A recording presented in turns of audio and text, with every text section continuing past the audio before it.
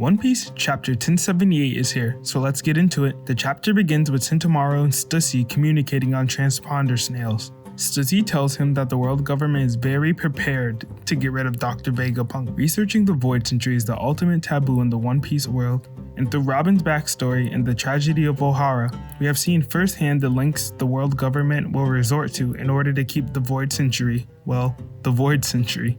And now a similar fate is to befall Egghead. Stussy informs Sentomaru that the plan was for CP0 to eliminate Dr. Vegapunk, and then Kizaru was to arrive. The world government is taking this more seriously than Ohara, and they already went overboard there. Their concerns are understandable, as Dr. Vegapunk, armed with this knowledge, could prove much more of a threat to them than the researchers of Ohara could. Stussy outlines that there are two reasons why the world government views this as a much more serious event than Ohara. The first being because Vegapunk took the research from Ohara and continued it, and the second reason being because Egghead and by proxy Vegapunk have significantly higher combat and defensive capabilities to resist the world government. In an effort to prevent another Ohara, Sentomaru yells for the inhabitants of Egghead to flee the island. Next we see that Frankie, unlike Lilith and Usopp, hasn't been completely turned to stone. Maybe this is due to his cyborg body, or maybe it's just how S-Snake hit him. I don't know, but we'll see where this goes. He antagonizes S-Snake a little bit, but since he can't really move, she just ignores him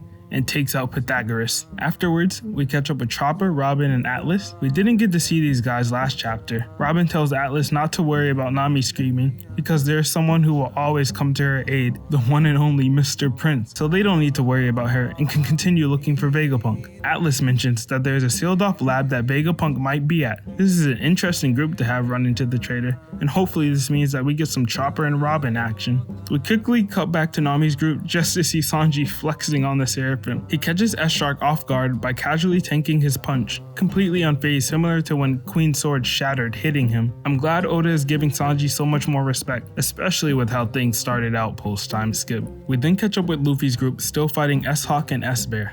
Honestly, with each passing chapter, the Seraphim become more and more impressive. Up to this point, the only time the Seraphim have been seen without their flame is when they are attacking. Since the Seraphim have not attacked in the past couple of chapters, their flame has not gone out, so no one has been able to take them out yet, or even hurt them.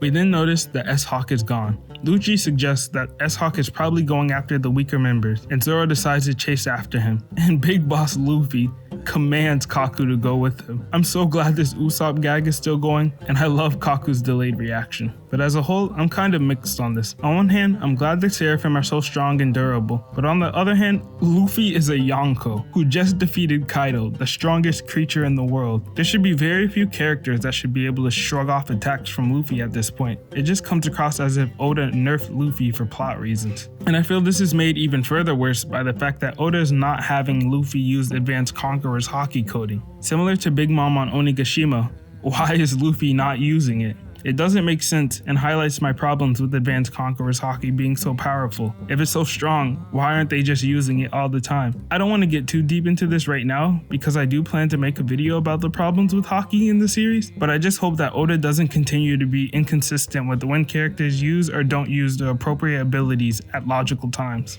Next, we get a quick sequence highlighting just how serious the world government is taking Vegapunk, furthering the research of Ohara. They have sent Kizaru and Saturn, and now a fleet of Marines is heading to the island. This is what the world government had planned just for dealing with Vegapunk. However, unexpectedly, the Straw Hats arrive. This completely throws off the world government's plan, and the narrator hints that this is only the start to a much larger event. This is one of those areas where One Piece really shines, and we're finally going to get to see one of those world-changing events that are always hyped up, but cut away from, that pop out time and time again throughout the story.